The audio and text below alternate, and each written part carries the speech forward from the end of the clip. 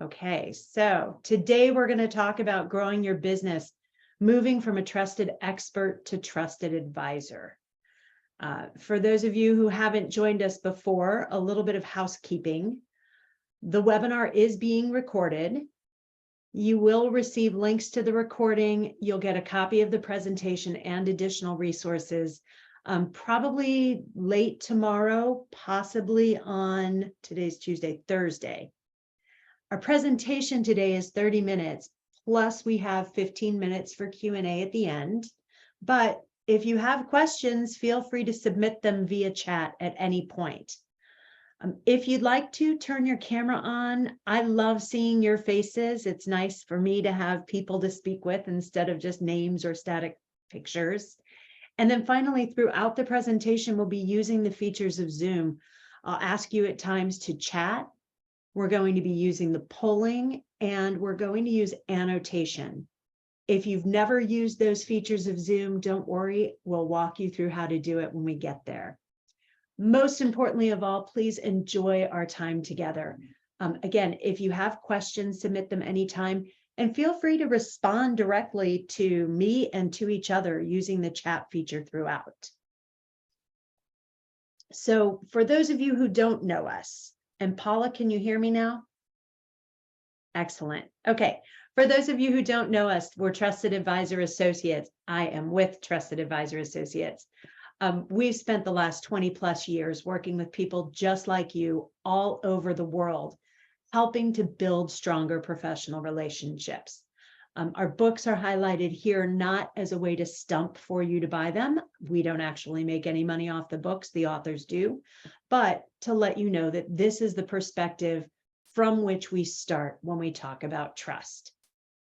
Anyone who hasn't met me before personally, I'm the CEO of Trusted Advisor Associates. My name is Noelle Michaelenko.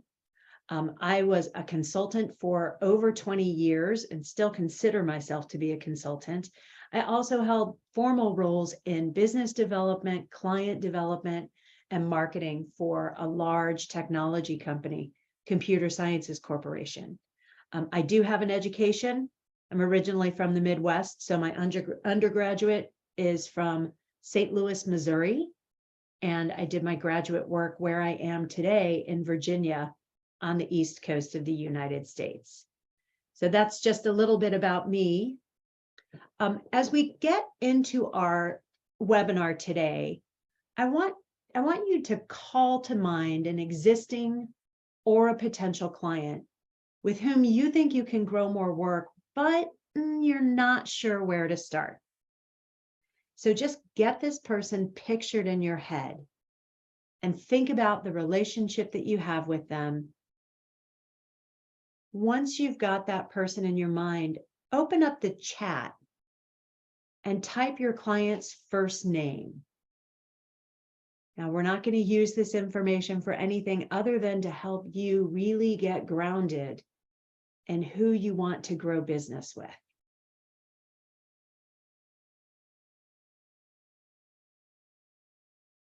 All right, good.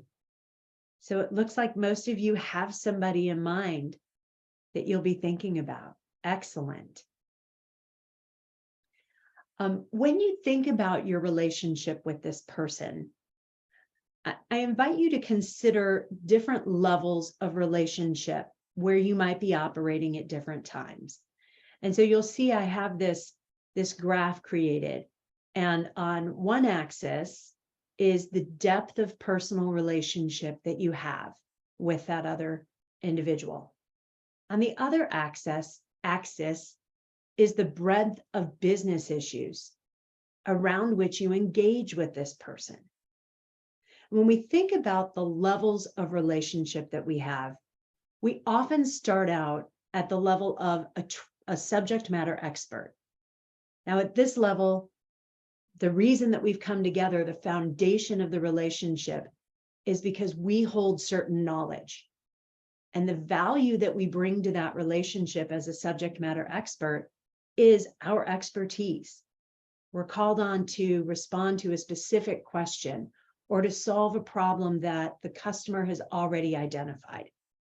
Now, to operate at this level, it doesn't require a very deep personal relationship, although we may develop more depth in the personal relationship as we work with that client. And it really is a very small scope of business issues. In fact, the scope is wholly defined by the client. They've brought us some question or some challenge and asked us to help them solve it. Now, as time goes on, as we work with people, or maybe because of how we're positioned in the market, we may move to the second level, that of a problem identifier. Now, at this level, the relationship is founded not on our knowledge, but on the needs of the client. And the value that we bring is our ability to help frame the problems that they're facing. So it may be that a client comes to us and says, I know that I need to increase revenue, or I know that I have a challenge with production in a certain area. They know that there's something there, but they need someone who can help them identify what the challenge or opportunity actually is. Now, at this level, there's generally a somewhat deeper personal relationship because it's harder for clients to bring us a problem that they haven't fully identified, that they haven't fully scoped out. So there's more risk on their end in bringing us in to help them.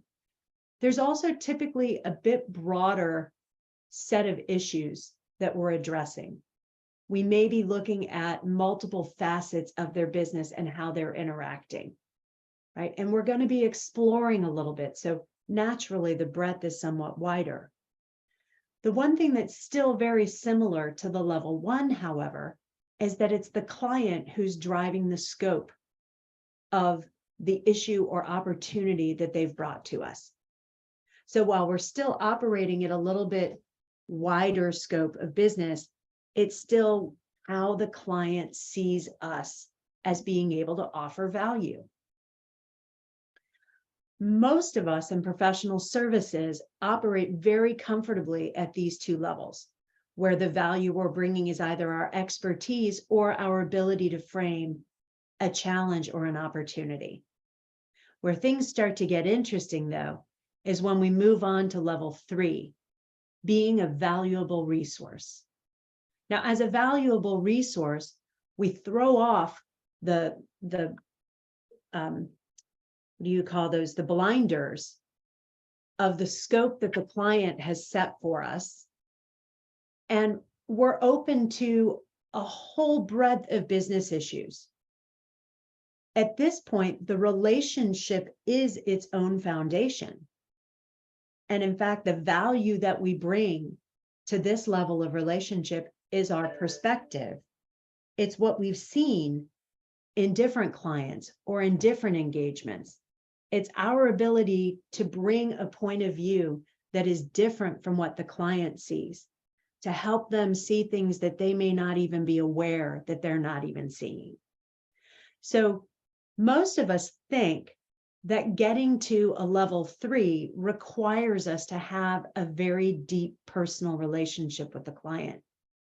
In fact, one of the paradoxes of trust is that simply by operating at level 3, by bringing our perspective proactively, not just responding to a client request as we usually are in levels 1 and 2, that ability to come to the client unbidden is what can establish a deeper personal relationship. Now here, the risk is more on our side, not the client's, because we're coming to the client and saying, you haven't asked me about this.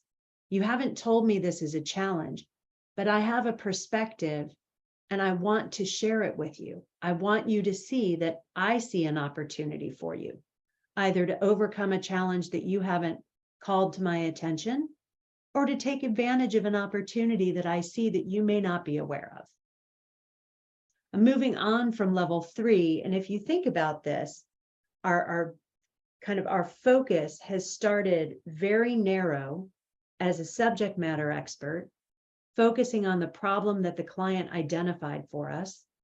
It's a bit broader as a problem identifier, as we're helping frame that problem When we get to the valuable resource stage, it's really broad because now it's open to everything that we know. It's our full perspective. As we move to level 4, though, it shoots back in very narrow again, focusing on the client himself or herself. So as a trusted advisor, the trust is the foundation of the relationship. And the value that we bring to our client is simply being a safe haven for tough issues. Not a safe haven for tough issues for which I have a solution or a product, but any issue. Private, business, it can be anything. When we think about these 4 levels of relationship, when we think about these 4 levels of relationship, this looks like it might be a competency model. So it might seem that we start off as a subject matter expert, and then we become a problem identifier, and then we become a valuable resource, and ultimately we are operating as a trusted advisor. The challenge is that if we spent all of our time being a trusted advisor, first, it would be completely exhausting.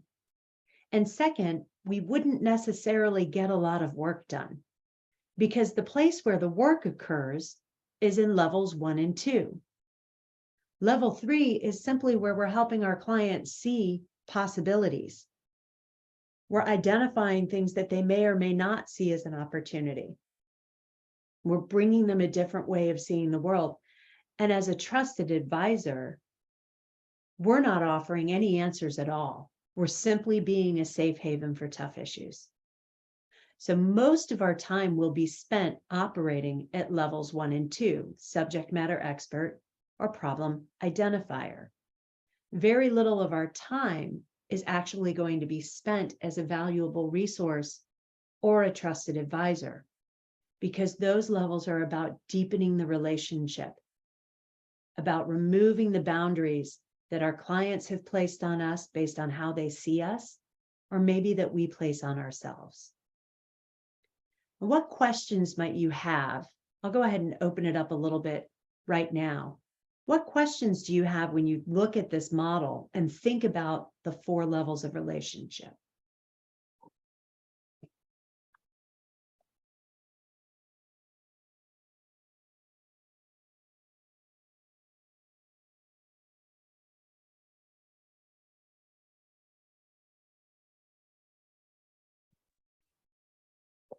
Noelle, what do you think is the greatest challenge as you're working through this scale? Dan, that's such a fantastic question. I knew I could count on you to come up with a stumper. I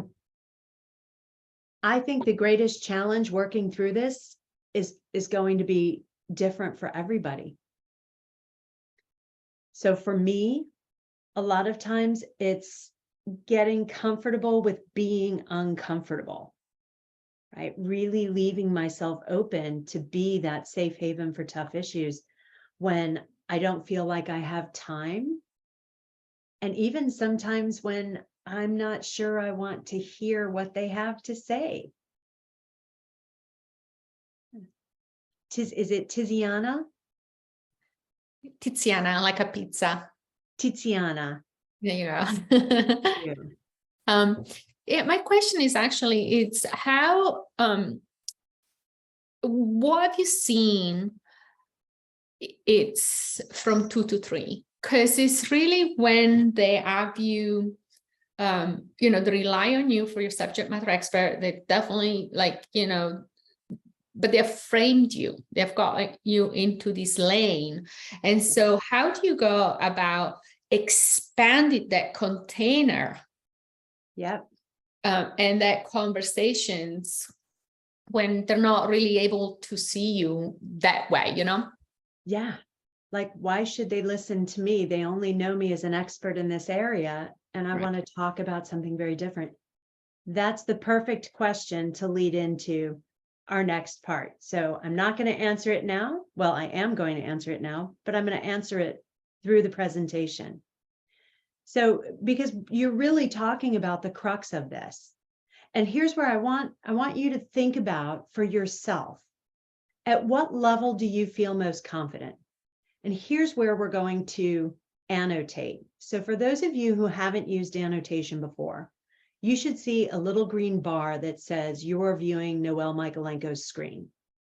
And next to that bar, you should see a drop-down menu. If you click on that drop-down menu, you'll find an annotate option. So select annotate, and it should bring up a little bar. Choose a stamp.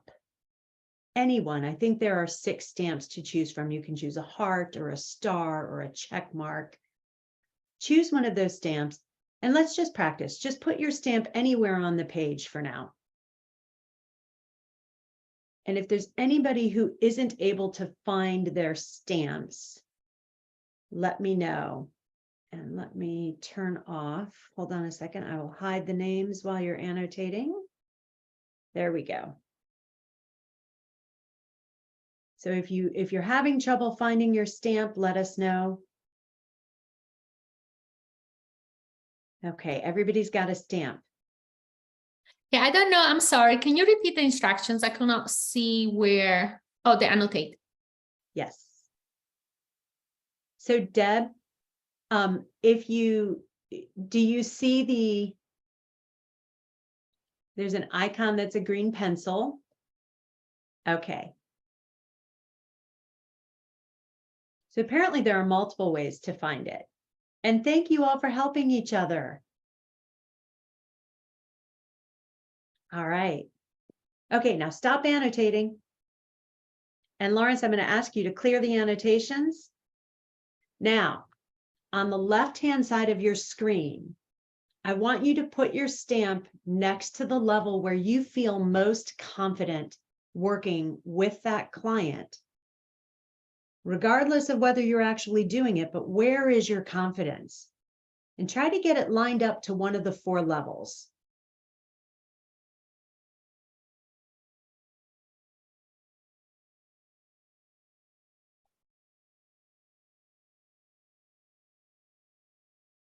So I see a lot. So there's one that we've got up at Trusted Advisor. We've got a lot, kind of a couple at Valuable Resource, couple at the Problem Identifiers.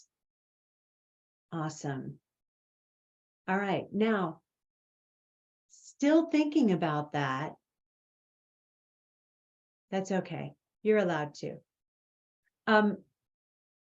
Think about at what level you're most often sought out.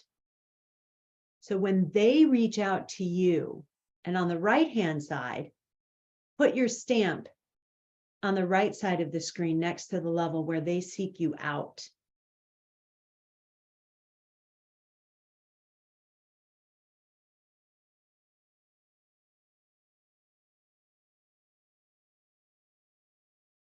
Nice.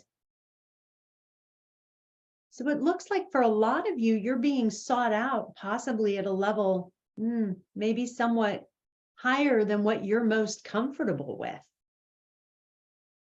Right? Usually we see the opposite. We see our clients seeking us out as a subject matter expert or a problem identifier, when what we think we can do is offer more value. All right, Lawrence, let's go ahead and grab a snapshot of that screen. And then you can clear it.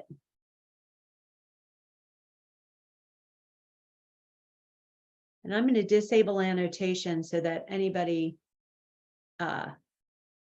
if something pops up on your screen, you're not stuck in annotation mode. So I want you to think about levels 1 and 2, because a lot of you said you're very comfortable down there. What's comfortable about operating at levels 1 and 2? And just open that chat and put in the chat, or you can come off mute and talk about it. What feels comfortable about operating at levels 1 and 2? Sorry.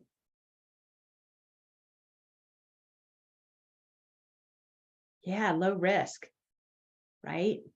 Oh, and Paula, you're so right. It's easy to demonstrate that you can deliver at levels 1 and 2, because that's what we're good at.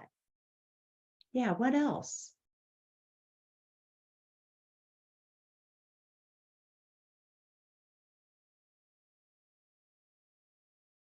Skills and knowledge versus rapport, operating with facts.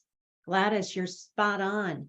If we think about the trust equation, if you're familiar with our trust equation, levels 1 and 2 are really connected with credibility and reliability, right? It's what we know and it's following through on our commitments. Tends to be linear thinking. Dan, that's a really good point. Yeah, so there's lots that's super comfortable about being in levels 1 and 2. The challenge is that if we're at levels 1 and 2, our value is by definition limited to what the client sees our value as. So now think about levels 3 and 4. And when you think about levels 3 and 4, what holds you back from moving up there? And Tiziana, I think this is, in fact, the question that you're asking, right? Why, how do we get there?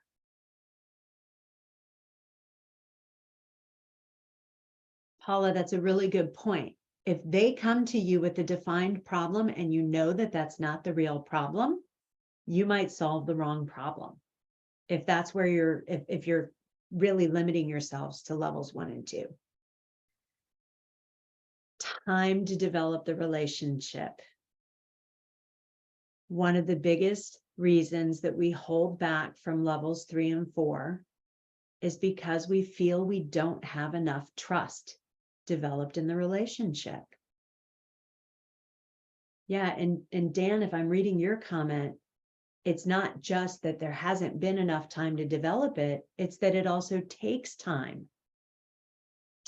We have to spend time at levels 3 and 4.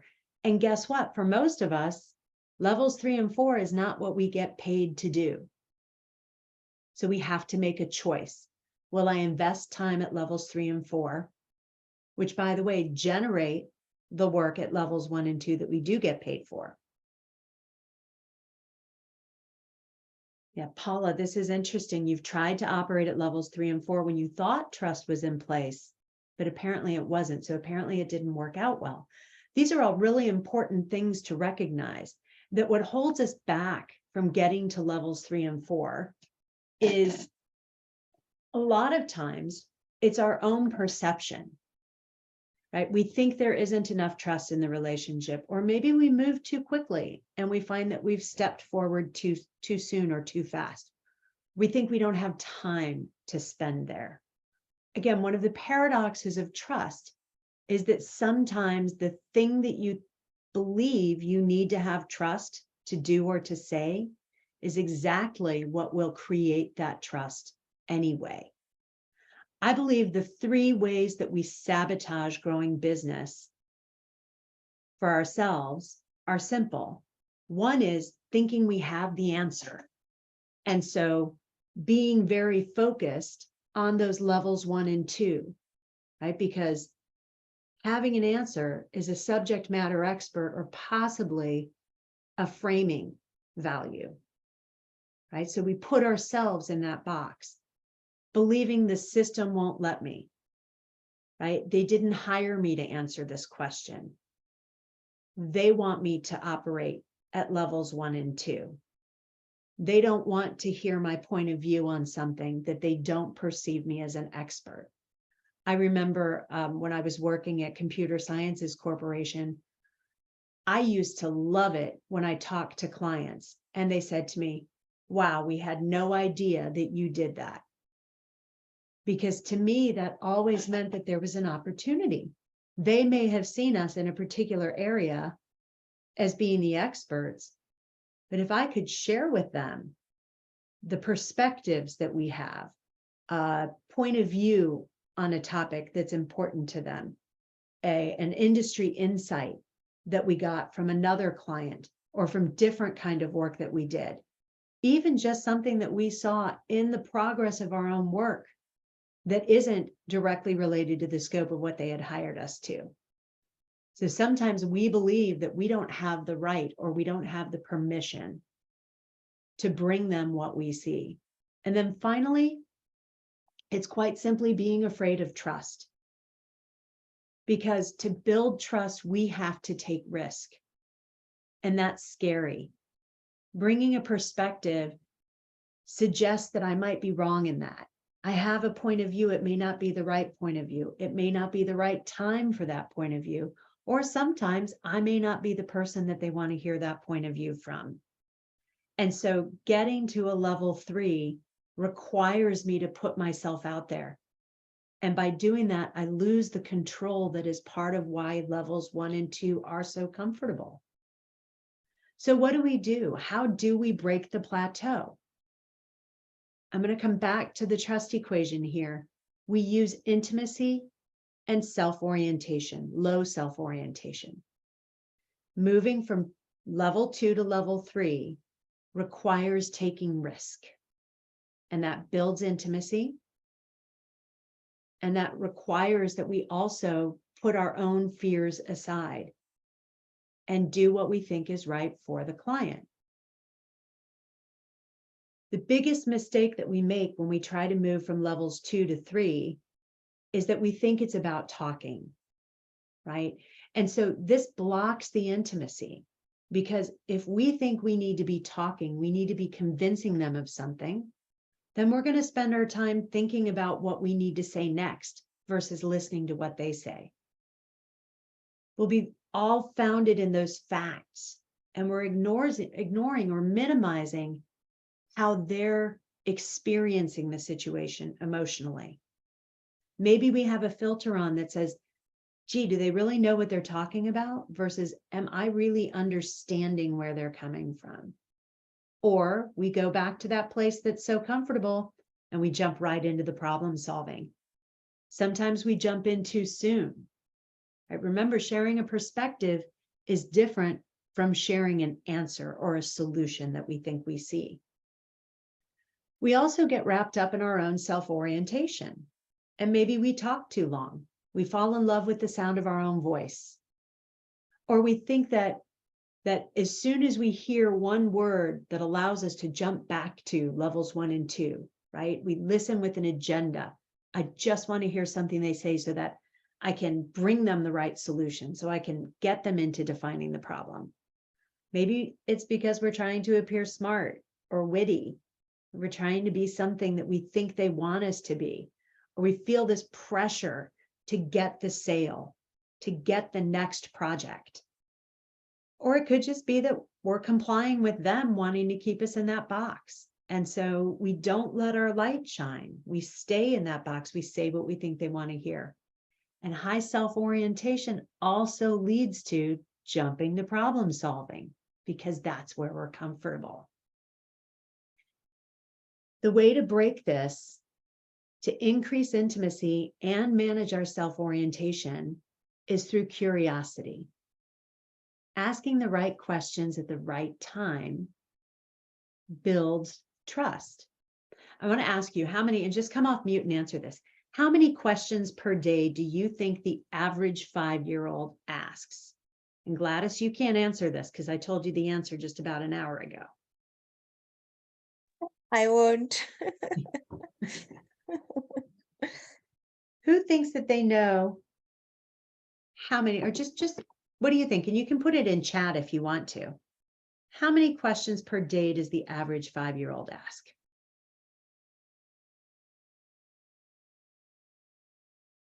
$1,000, $200, $125, right? We're kind of all, it probably feels like thousands. It is, in fact, on average, 300 questions a day. Can you imagine asking 300 questions a day? There's an interesting fact, though, that as we get older, our curiosity diminishes. And so by the time we're about 11 years old, we're down to less than 100 questions a day until we get to adulthood. And it's probably single or double digits, low double digits. Maybe we're asking 10 questions a day, maybe 15. And this lack of curiosity is exacerbated by the ever-present technology that we have. The ability to just pull up Google, pull up a search engine, and find the answer to a question. We've lost that desire to understand how things work. because the answers are always at our fingertips. So with curiosity, if we return to this, curiosity helps us avoid thinking about what we're going to say because we're really locked in to what the other person has to say, right? It keeps us from listening with filters, from trying to find that thing that we can easily solve a problem. And it can keep us from talking too long because we're more interested in what they're going to share with us than in what we have to say already. Being curious also helps us put aside our own fears and concerns because it's not about us, it's about them, right? It can help us serve the larger need, focus on what's important to them versus what's my own agenda. I'm less concerned about getting the win, getting the new client than I am about understanding what my client is experiencing. And just to remember that the goal is not to solve the problem first and fastest. It is to develop the relationship and understand what's important to your client. So the best questions, if you're thinking about how to get curious, the best questions are those that elicit dialogue, right? So think about big open-ended questions. Try to avoid yes, no questions or leading questions.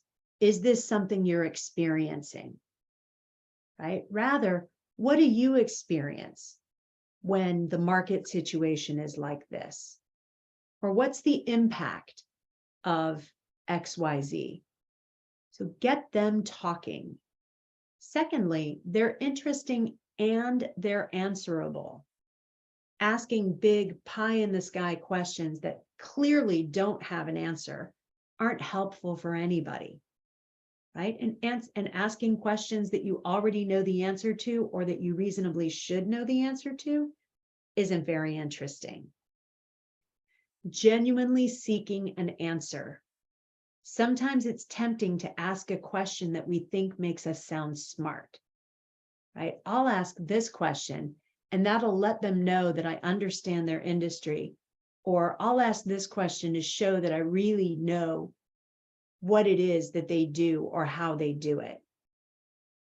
Unfortunately, people can often see through that, right? So if you're not truly curious about it, don't ask about it. Or if you don't really want the answer to it. Fourth, the best questions promote positive feelings, right? Oftentimes, when we're operating at levels 1 and 2, we're focused on solving a problem or identifying a problem. And so our questions get focused on what's wrong, what isn't working, what's the impact of not hitting your revenue targets, of having a longer production time than you want. And that doesn't promote positive feelings. So consider when you're curious, asking about the positive effects. What would happen if you overcame this challenge? What would it be like if we resolved that production dilemma? And then finally, the best questions facilitate learning, not just for you, but also for your client. Right? If you're asking questions just as a way to transfer information from the client to you, it's a good sign that we're in problem-solving mode. If we're asking questions that really make the client think, wow, that's interesting. I need to think about that. I'm not sure how those are connected. Let's talk through it. Something that helps them broaden their own perspective. That's where we lock into the valuable resource of helping them see something that they otherwise might not have seen.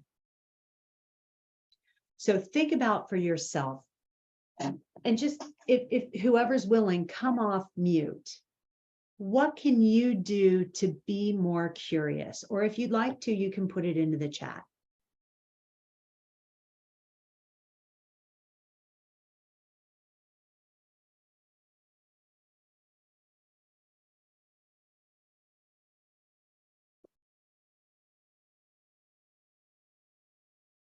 I'll give it a shot. I imagine I could start an asking practice. So in the morning, I suppose, instead of journaling, I can just kind of have like a free form style of, what can I ask DK today? Tiziana, I think that's a fantastic way of starting it, right? Thinking about how to be curious versus what am I feeling? Yeah, that's beautiful. Stephen suggests focusing on self-interest, genuinely caring about the questions that help others. Right? So low self-interest, right?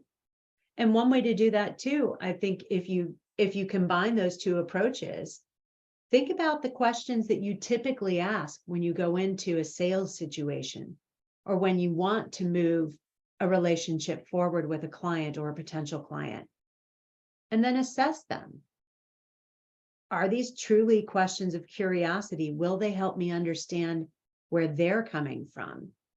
Versus, am I just trying to get information that I need to solve the problem?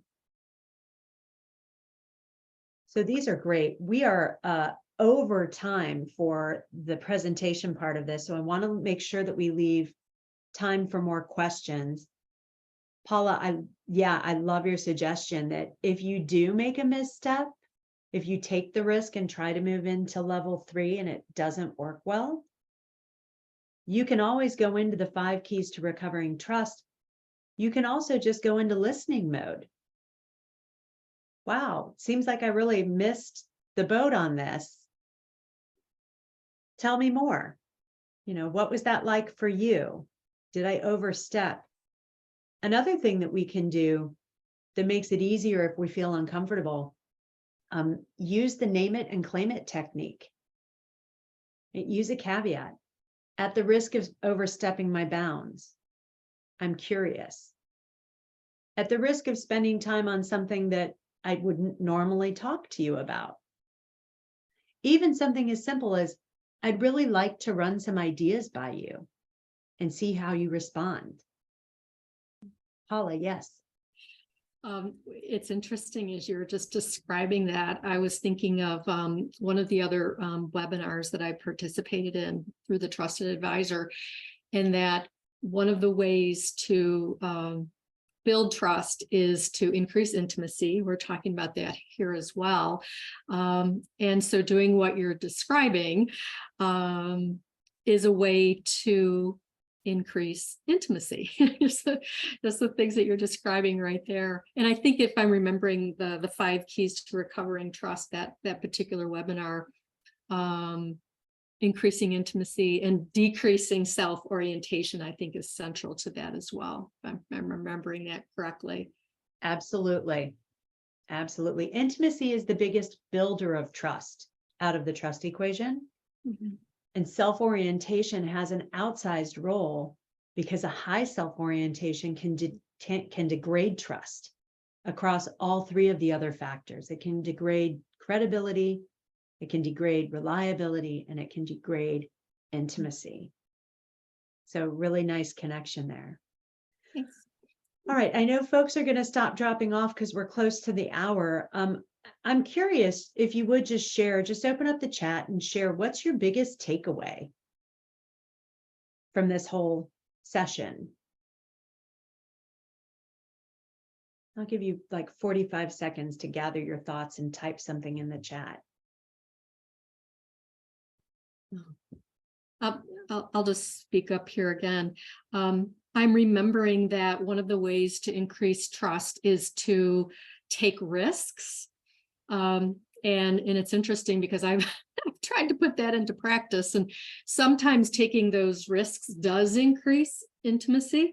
Sometimes taking those risks doesn't increase intimacy. So I'm a little gun shy about trying to increase intimacy.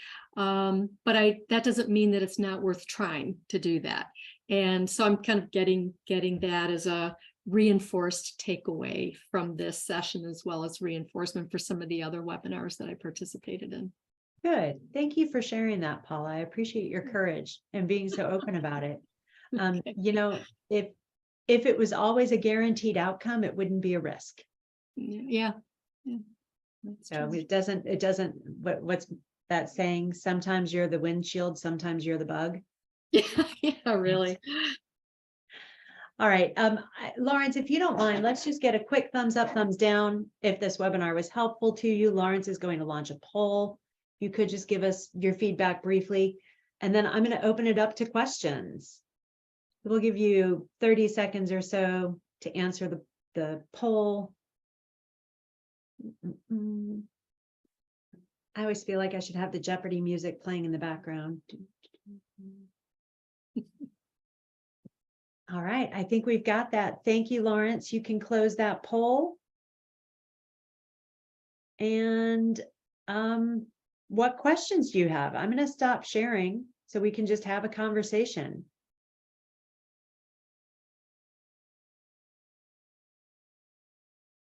Who has questions?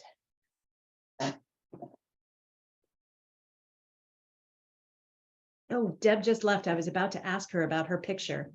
It looked like an interesting animal.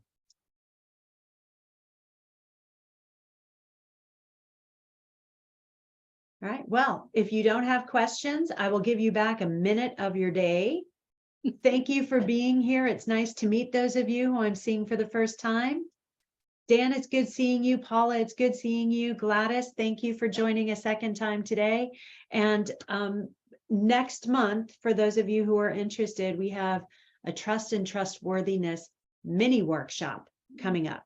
So if you're not already on our mailing list, when I send out the email following up from this, feel free to join our list and you'll see invitations to other webinars like this and some other offerings we have. Thank you so much. Enjoy the rest of your day and take care, everybody. Thank you. Thank you, Noah. Bye.